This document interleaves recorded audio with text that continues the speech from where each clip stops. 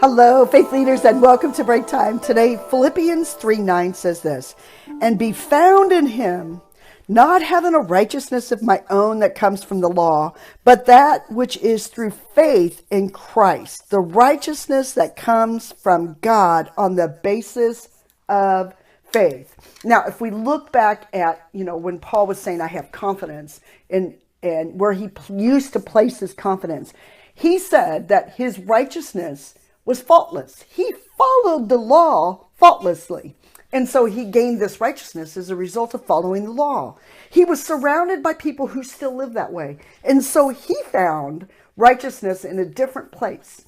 He didn't find it in his obedience system anymore. He found it in a relationship with Jesus Christ. He placed his faith, his trust, his confidence in a living God, no longer in the law of God, trying to obtain it all in of himself, but he based it now in what Christ said, and he followed it. It's that simple, but it sounds oversimplified in some ways, doesn't it?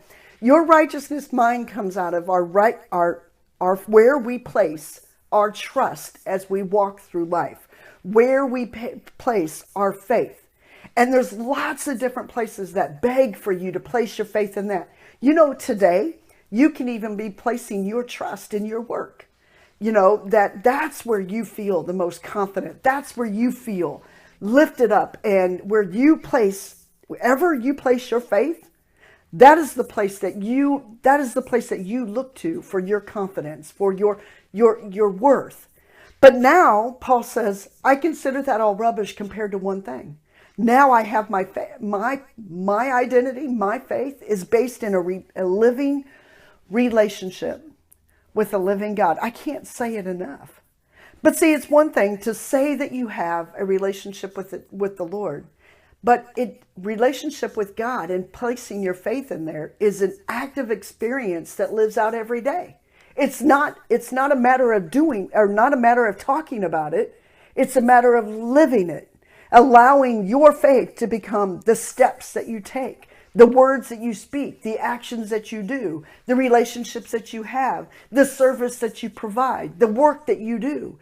Now is you're actively participating in your faith when you've identified it so strongly that no matter where you're at right now, that's where your faith becomes active. That's where you and Christ become one.